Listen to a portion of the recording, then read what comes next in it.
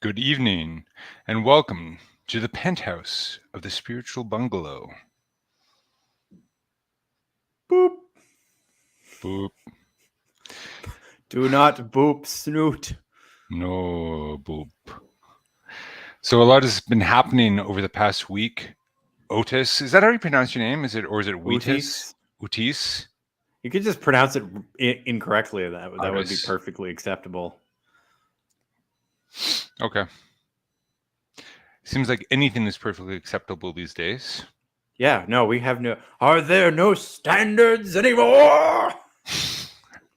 Classic Pantera moral moral imperatives.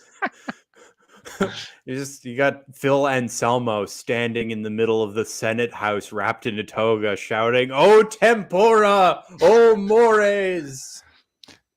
I can vividly imagine that. Actually, it's kind of disturbing. With his bald head, you kind of look like Cato. I have.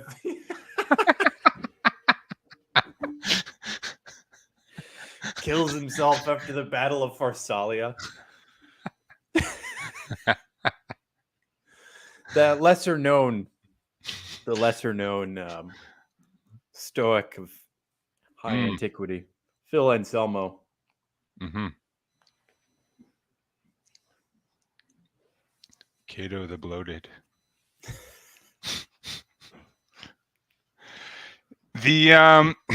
So maybe before we get into the topic, we could talk about some other stuff, like this guy who's awesome, the tourist who defaced the nearly 2,000-year-old Colosseum in Rome, says he wasn't aware of the monument's age. Genius. That doesn't make it better. That makes it worse. That Ivan plus Haley 23. You know, So- but that inscription would be something that would actually be kind of that would kind of fit sort of as a historical sort of graffiti. It's kind of you know, if you want to be historical, you have to acknowledge that historical artifacts don't exist, right? So, first of all, he's going around just defacing people's buildings, which, as someone who has to deal with vandalism on a regular basis as part of his job, he should be beaten with a stick. Well, he probably would prefer lot. that. He'd probably prefer that than paying $16,000 and 5 years in jail. I think the punishment should be more. We need to people need to stop doing this because it's really annoying. Okay. Second of all, he couldn't look at it and figure out that it was old and important. Yeah, I think he was grasping the straws here. You don't know what the Colosseum is? How did you find the plane to get to Italy in the first place? Like, can he read? Well, you said that there's a person in your college class who didn't know who our Lord was.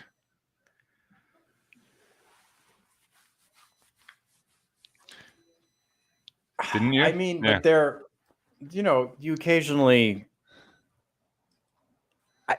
But you would look at it and say, I bet that's kind of old. And also, you just shouldn't deface property. It is with deep embarrassment. He probably saw a bunch of old graffitis from like the time of the actual Colosseum and thought he would just add to it. Well, everyone else is doing it. That makes that's what I'm saying. It's kind of like a historically authentic act.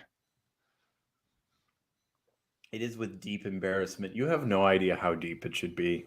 That's only disgusting. After regrettably, I'm pretty sure the Visigoths knew how old the thing was. He knows how a sentence works, it seems. So if he knows how a sentence works, he should actually know what the Colosseum is.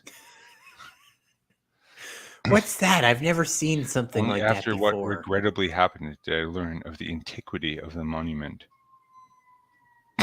He didn't say that. That's what he wrote. Someone else said that for he probably got Chat GPT to say that. I write a sincere apology. Regrettably. Yeah. Chat GPT. Should I get Come up with an ChatGPT and see what it says? come up with an excuse for why I defaced the Colosseum. That's what you should ask Chat GPT right now. Well.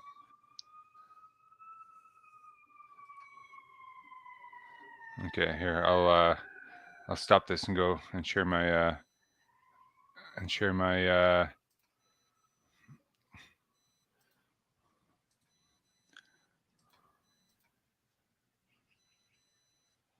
verify that you are human.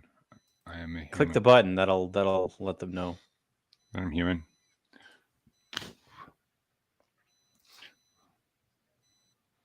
Oh, I'm sharing my personal details with the whole wide web. Uh-oh.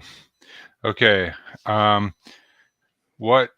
Come up with an apology for defacing the Colosseum.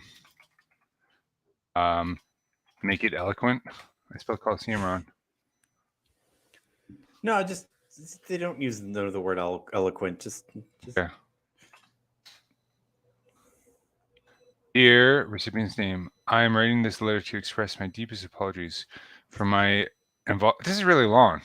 For my involvement in the regrettable incident of defacing the Colosseum. That's basically the same thing.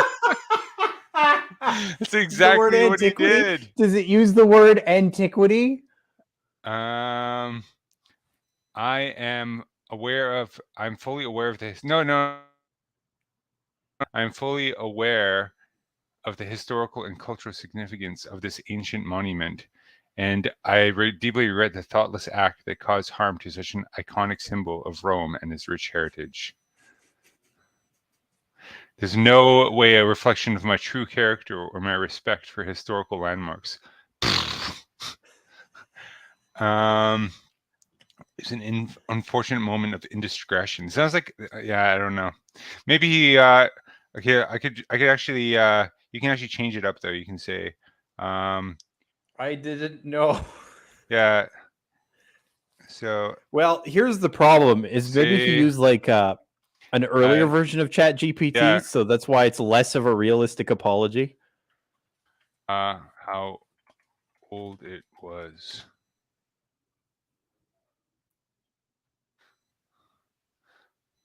No, you just said I'm fully aware of the historical and cultural.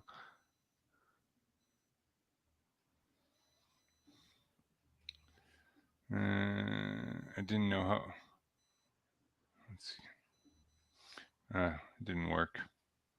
All right. Oh, well, the machines are going to take over. It won't matter anyway. It's true. They're just going to make us die in the Colosseum for their amusement. Indeed. So you wanted to show me this important video, so I think we should probably watch that now. You know, the Chat GPT thing reminds me of a really stupid thing I read on the internet once. I know. Really stupid thing I read on the internet once. Is sort of to the tune of Leonard Cohen's, you know, that great song of his. I heard there was a secret chord that Data played, and it pleased the Borg, but you don't really care for androids, do ya? 1101 1101.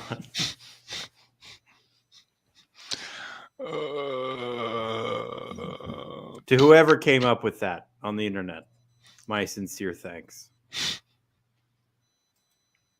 Has this ever happened to you? Every day. Introducing the Slob Stopper. Forget messy spills and unplanned accidents. Just slip it on and enjoy your busy lifestyle. Perfect for your commute and everyday use. With it's a girl with a really low-cut top. Absorbs on one side, now she'll really like you. With 2 layers for double protection. Don't worry about covering up stains anymore. Go to slobstopper.com and order today. The mom. Slobstopper.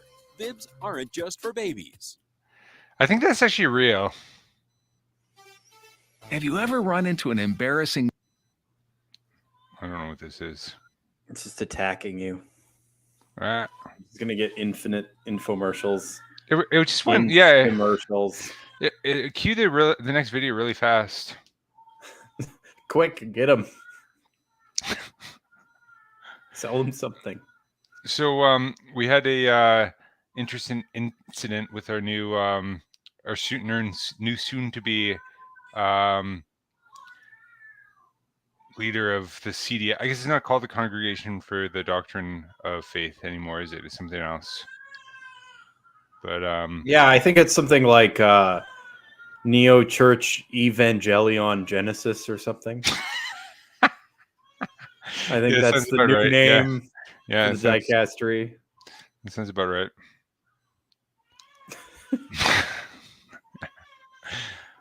The new Evangelion Genesis.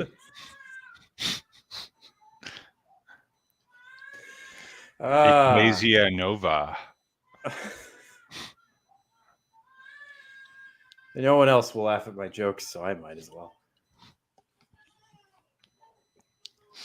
Always welcome. So yeah, this character of ours Oh yeah. So who offers healing. the snoot, yeah.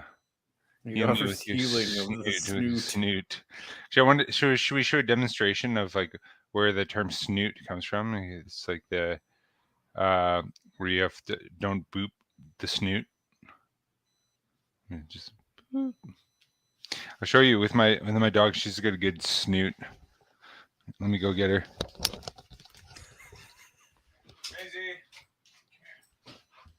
good snoot. Maisie, come here. Come here. So this would be an example of booing the snoot. Boop. She's smarter than you. Boop. Boop. Yeah, she's trying to escape. Don't boop the snoot.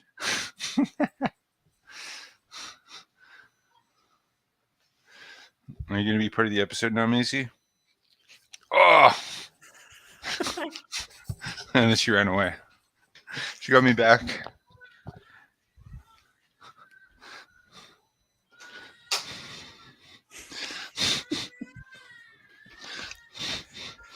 So, yes. So, shortly after hearing about this appointment, I immediately, for those of you who've been cursed enough in your lives to have watched the Charlie the Unicorn series on YouTube, I immediately thought of the two unicorns shouting, "Hold on to our tongues!" Blah! And then they just like their tongues just like wrap around this poor unicorn named Charlie who has given up on life, which I think adequately represents Francis Church and members of the faithful who are not loopy. They're just like, why is everything bad happening to me all the time? And then they wake up and they're like, oh, they took my friggin' kidney. Yeah.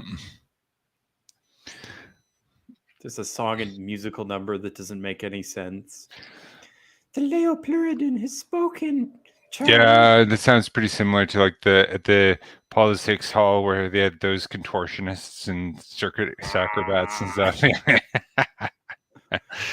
Yeah, and then the whole Shamazonian synod, and then then whatever the synod of synodality, synod harder. And then of course, and then the release of that lovely working document, the Indumentum Imperatoris of the synod. Mm. Emperor's clothes. Oh, there you go. The so actually his famous book actually came into print in English, and so we can look at it here. We can kind of dissect the text. Maybe it's not very long, so we can dive into this here. So here we go. Here's the full text of "Heal Me with Your Mouth: The Art of Kissing." Ah! Yeah. Oh, that makes me so uncomfortable.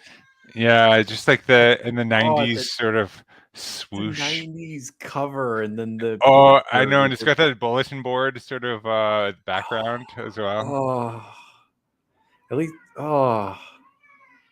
okay. Make that go away. You wanted the chapters. So, introduction. What is a kiss for? paths that lead to a kiss. What the poets say. Oh, what the poets say about kisses. The anti-kiss. What's the anti-kiss? I want to hear what the anti-kiss is. What is said on the street? Baby! Yeah. Kiss What do from the poets say? rose on grey. An infinite kiss. What? No! It's the super mystic kiss. What is said on the street? What's the next one? An infinite kiss and the super Yeah. mystic kiss. And the supermassive mystic kiss.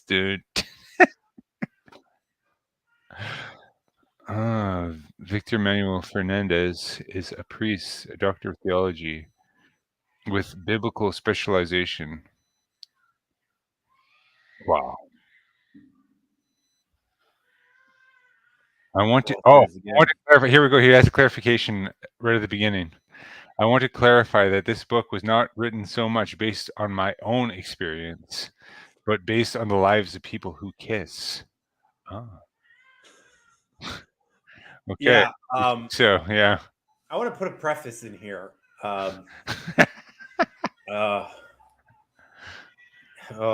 Just why? That's there's I don't. This is not a commentary on his vocation, although this book is not helpful for that. But there were, I think, early 2000s. There was a televised version of the comic strip Dilbert, which was actually much funnier than the comic strips in the newspaper. And one of the episodes, they're going through an art gallery, and this nun is giving a tour of the art gallery, but every single picture, and there's like bowls of fruit and vases with flowers in them and painting, that sort of painting. Sure. And every single one, she says something that's like vaguely sexualized about it, and then say, and a reflection on someone whose life choices were a huge, huge mistake. And then she goes to the next one and says basically the same thing. And someone whose life choices are a huge, huge mistake. Mm-hmm. For that, I've chatted at length with many people who have abundant experience in this area. Who talked to you about this?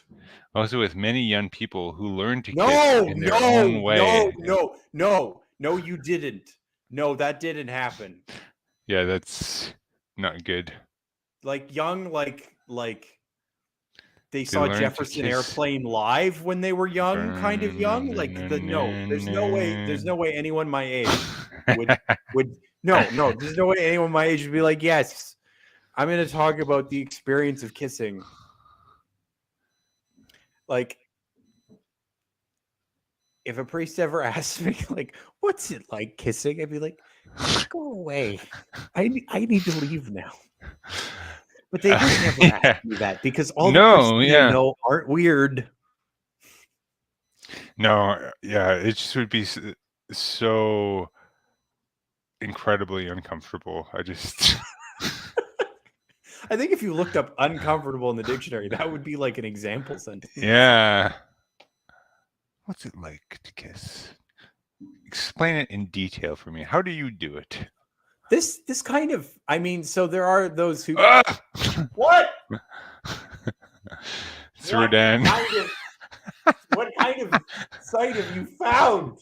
It's the Rodan thing. Yeah, I've also consulted many books. Okay, I'm gonna skip past this really fast. No, here. I've read many books about it. That's a red flag. No. Okay. Even when it's like laity, the Catholic laity. Yeah. When they get, I've had this read to you before, perhaps not. Oh wait, he just talks about red flags. He says when there are no kisses, Red flag. We have the best sign that love is in danger. There we go. It happened just right when they were saying. Speaking of red flags, would you like to see some disturbing sculptures? Kiss in Spanish, beso. In Italian, bacio. In French, basier. In German, kuss. In Portuguese, beo. Oh, no. Not that statue again. According to the dictionary. Wow. He's going to the dictionary. This is great. Oh, here we go. He's canvassing the Eudoxa. To touch something with one's lips, contracting and dilating them gently. Ew. An expression of love, homage, or friendship. This is. We gotta talk about something else, man. This is.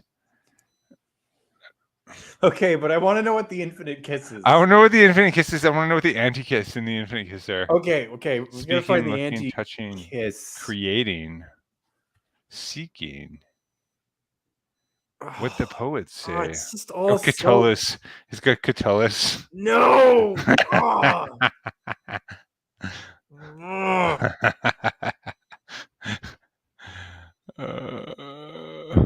I want to say whoever the monk was who preserved the Catullus manuscript, but they somehow like let Cicero's De Republica get like lost.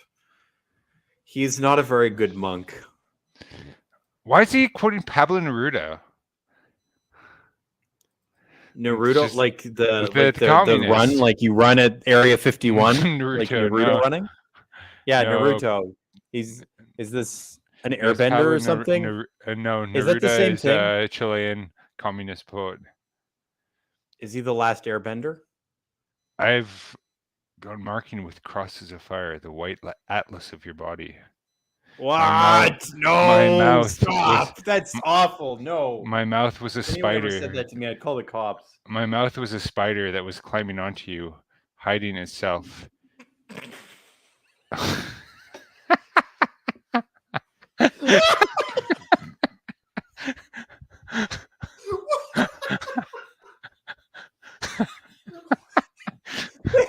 That bears repeating. I'm sorry. Read that to me again. My mouth was a spider that was climbing onto you, hiding itself in you, behind you, fearful, thirsty.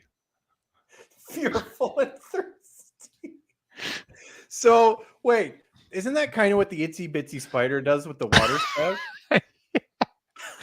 Yeah, it's Down came the rain and washed the spider out. Out came the sunshine. Or I mean, like, You are transparent with your arms of stone, where my kisses are planted, and my wet desire nests. This should not be allowed. This should be against the law. Yeah. Ugh. This is an argument for the Inquisition right here. This whole book is an argument for the Inquisition. Oh.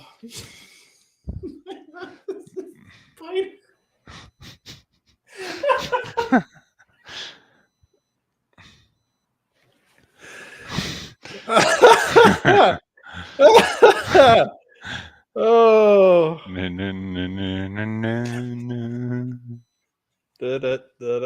he was really going into the poetry thing. Oh, he's got some Romeo and Juliet. What here. else is there to? What else is there to? The talk anti-kiss. Okay, here we go. Kisses Okay, here and we go. mysticism have much to do with looking. In fact, if the kiss loses its mystical undertone, the depth that lies behind the lips becomes nothing more than a boring game or a custom that has to be performed. He's talking about Freud or something. Okay, so it's kind of boring. It's and just like the Jansenists. So he's talking about Freud on one hand and the Jansenists on the other side. So I guess he's saying like lust is the anti-kiss, I guess. well, Maybe that's acceptable. Yeah. I could have done without all of that other stuff. Yeah. Here's the thing. Oh. I don't think that this sort of thing, like, we can all agree. What's said in the Um, street? Oh, here's a few opinions. Kissing is the cure for loneliness. A kiss is what fills you with a touch that you carry on the inside. To me, a kiss fills me with energy. That was the most, what I like the most is the kiss of peace at Mass. That was the first kiss with the hottie I have now. I never want to hear anyone say that. Oh. Bleak. So, I mean, this is presumably coming from a country where they actually do the kiss of peace. It's not just the handshake of Yeah. peace. Okay, yeah, that's some of these are actually a bit over the top. Oh, here's Jump Out 2 kissing a baby. That's nice. Okay. Okay, the hand infinite kiss is like a spider where I think it's in crawling my onto mouth. your Yeah. unwilling hand during the liturgy. It's actually a way better, a way more accurate image.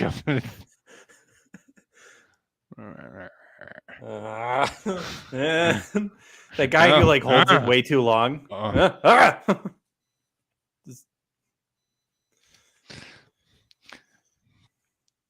To be sure. Okay, here's the infinite kiss. To be sure, there are kisses of every kind, for every moment, for every circumstance. The kiss of a crucifix, the kiss between brothers. Okay, what's the infinite kiss? Just tell us. We're not necessarily talking about sex. What is the infinite kiss? That of God, which is reflected in our kisses. Okay. And then the super mystic kiss. Okay. It's a spiritual kiss. That kiss reaches the deepest bowels of our being. But I think I don't know, I don't think like Taylor Marshall is kind of basically sort of is inferred that this is just basically sort of coding for the Lavender Mafia.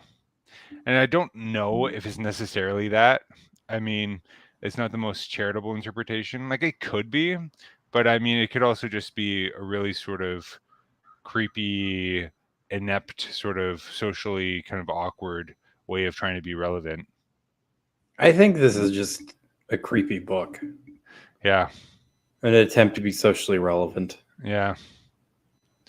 And then he's always talking No, about and this isn't really vicious. This is just he does make the distinction. He does make the distinction.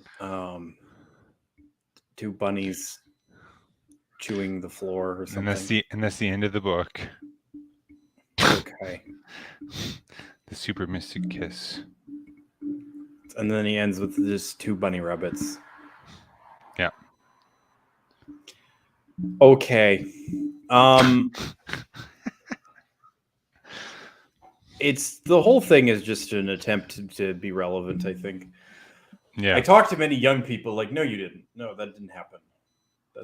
I don't. Yeah, there was one really gross quote about slurping, penetrating kisses, and I was like, ugh, no, I didn't read it. No, yeah. Don't. This is not something we talk about. There's no propriety here. No, none.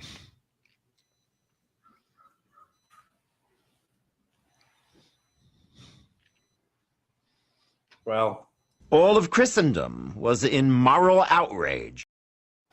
I mean, basically, okay. It basically is. I know. I think that's a really suitable quote. Yeah.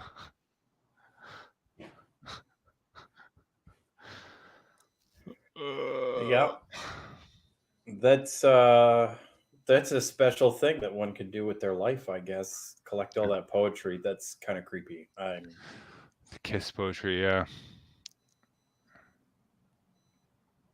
Ugh. Should we just do a short episode tonight? Well, we might be able to think of something else to talk about. for the next half an hour, but or we'll just end up not. We could just sit here and stare at the camera for half an hour. I don't know, because we barely prepared at all. Well, we which read is through turning through into a bit of a theme of its own. we read through the Kiss book. I So know we probably was- could have analyzed it more if it wasn't so just horrendous. It was really hard. It was really hard to watch, to look at. Oh, and then the pictures and stuff, just like. Ooh. Oh, that Rodin statue is just so obscene. Yeah, I don't like that. I don't like that. No, and there's a good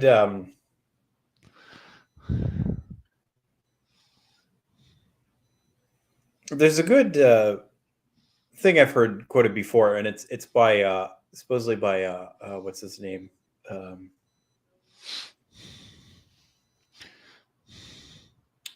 He does all the suspense films, the classic, like The Birds. Hitchcock? Oh, Hitchcock. There's a Hitchcock quote that the two things you should never film is two people making love and a person praying. Those are the two things you shouldn't, because you'll completely miss. And by making love, I mean historically that covered kissing sessions. Oh, but he had kissing in his movies all the time. Yeah, but I mean, he said that, but he didn't. Hitchcock was actually a bit notorious for that. He actually got past censorship because he personally knew the censor who was blind in his left eye. And so right when a racy part in the scene was coming up, he'd start whispering in his ear. So he's like, oh, yeah, just talk about some like editorial notes or something. So he would look this way and they wouldn't be able to see the scene. And so he'd always pass censorship because it'd always be like, really sort of like quick sort of scene that would have not normally passed, like, showing like, a woman's knee or something like that. Yeah, but I mean, his scenes do. I mean, he is technically correct if indeed he said that, because his scenes where they are kissing, just like they might as well be two cardboard cutouts whacking into each other, because it's. Oh yeah. It's about as like, I'm serious. It's about as realistic as that. That's Sure. It's very acting-esque, and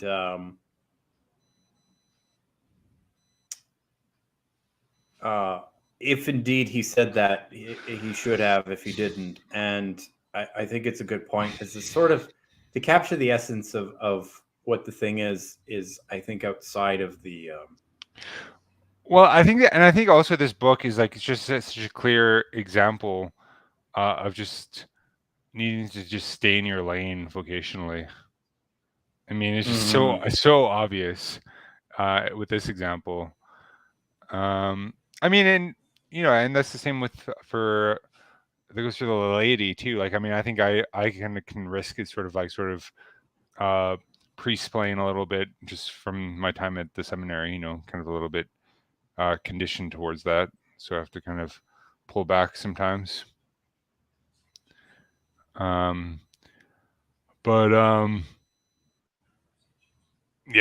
no, it's super cringe.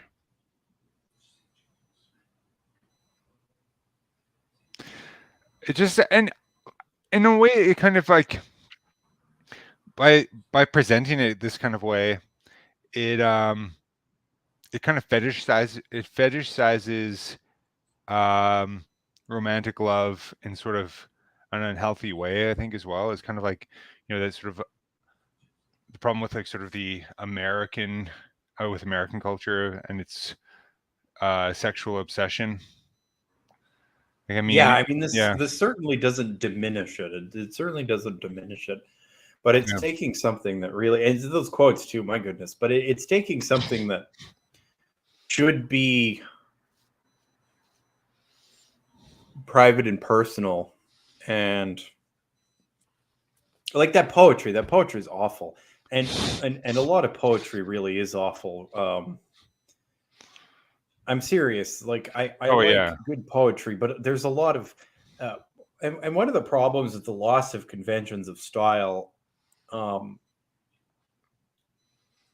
is that the poetry, this sort of like deeply personalized poetry that has no convention of style whatsoever, it seems like an exercise almost in this sort of like deeply personal composition, but I've never once found it attractive. And I've always found that with like the mystical poetry too, like I'm not really, it's someone else's experience. Mm-hmm. Whereas there's quite good, more conventional religious poetry that isn't kind of that very personal sort of mysticism. Mm. Like John Paul II was very into like John of the Cross's poetry, and I've picked it up before, and I just kind of look at it like I don't get it. Yeah, well, I mean, I think you're also reading it in translation, but I mean, he's widely claimed to be the like Spain's greatest poet. Yeah, no. But And I think there the would be, translation, yeah, in the translation though, yeah, it's hard to get, like, because it has very sort of erotic imagery. It does yeah, kind of and read. It reads kind of like the Song of Songs in some way, but it's like kind of like and I think it's supposed to be, and I think there is a kind of a symbolism that doesn't get explained, that I think you need to. I think it actually is poetry that doesn't need to be studied. yeah. But I don't. But yeah, I don't know. Like if you have symbols that are so arcane that you can't really get it in like sort of a first read, is that laudable? I don't know. Yeah, Yeah. I'm not sort of trying to take down one of the doctors of the church here. I'm just trying to say even that Just sort of sublime yeah. level of poetry, like Yeah. I've enjoyed like John Donne, not a Catholic, John Yeah. Donne, some of his poetry, but it is more conventional. It's less. There's a tinge of the personal. Like Thomas More's poetry has that tinge of the personal that makes it really some of it anyway has this tinge of the personal that makes it really charming. Hmm. But it's still within it's still bound within convention. That's the problem with poetry and translation, is you don't even kind of get the convention. Right. But yeah, some of this really sort of personal way of describing it is I don't like it. I don't know. And there's some symbols going on there, but like my mouth is a spider. I don't think that warrants years of study or seconds of reflection. Like it's just doggerel. It's awful.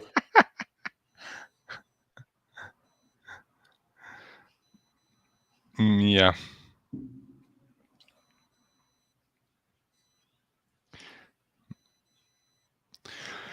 Well, that's what happens, I guess, when you have a materialistic philosophy that sort of is informing your poetry. It just turns into crap metaphors. I mean, it's just yeah. This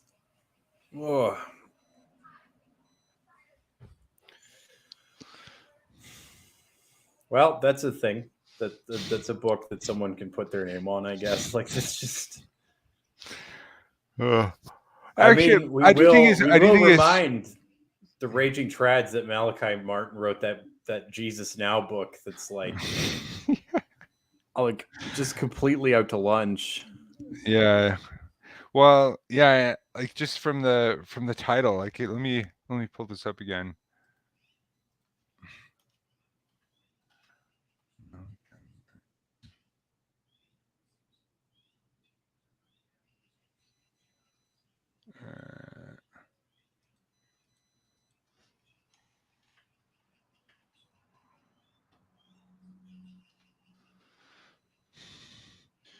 Yeah. So how Jesus was no how Jesus has no past, will not come again, and in loving action is dissolving the molds of our spent society. Don't you want somebody to love? Don't you need somebody to love? I'm just trying to think of like an orthodox. How could you actually even like Well, that one of possibly? those Well, I one of guess like those is like a violation of the creed. that he will not come again. He Yeah, will come again to judge the living and the dead. Like yeah, I know. It seems like pretty straight up. like Just no, it's wrong. heresy. Yeah. That is 100% unfiltered heresy.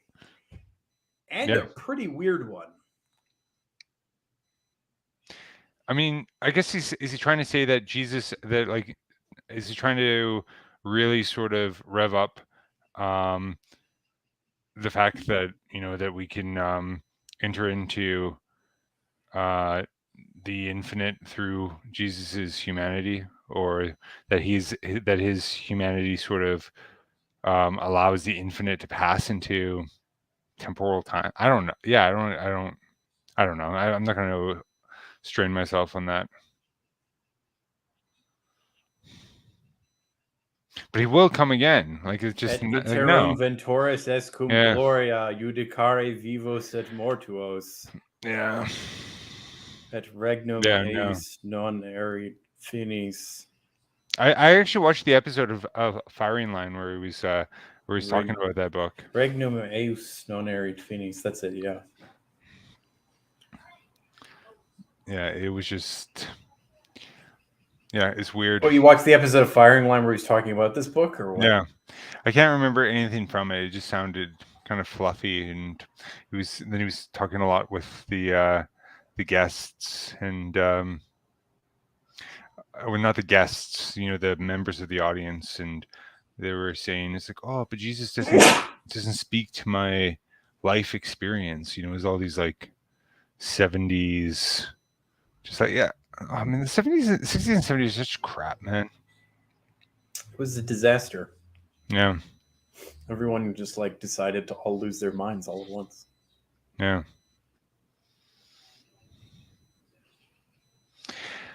Yeah. And so he was trying to be a Jesuit, trying to sort of like shine the radiance of the gospel through the crystal of culture, as they sort of talk about it. So their enculturation sort of model. Shine the radiance through the Crystal of culture. So it's like, yeah, more like the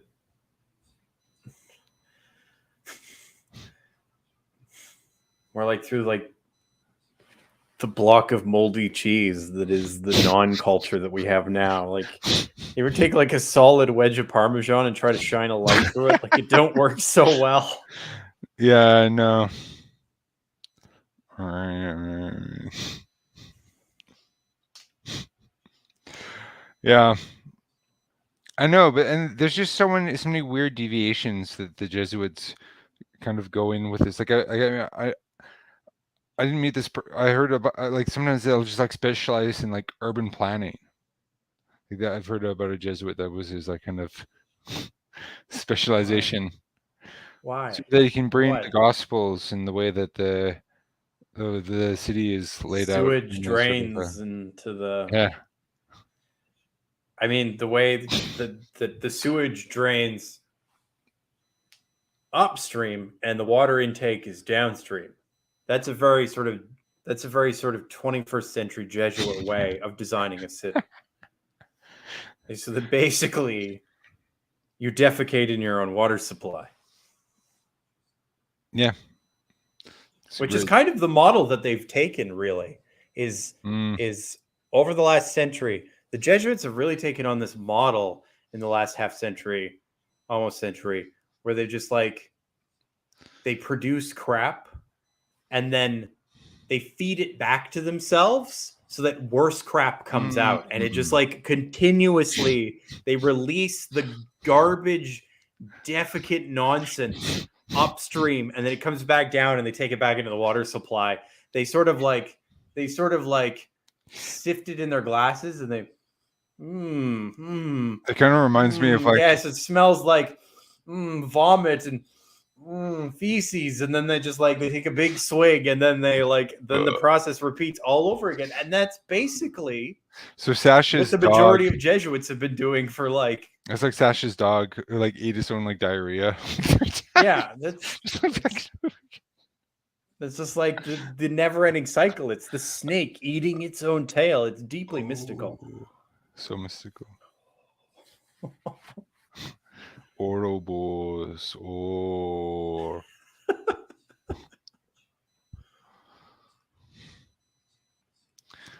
dumb. Yep. Dum da dum dum dum.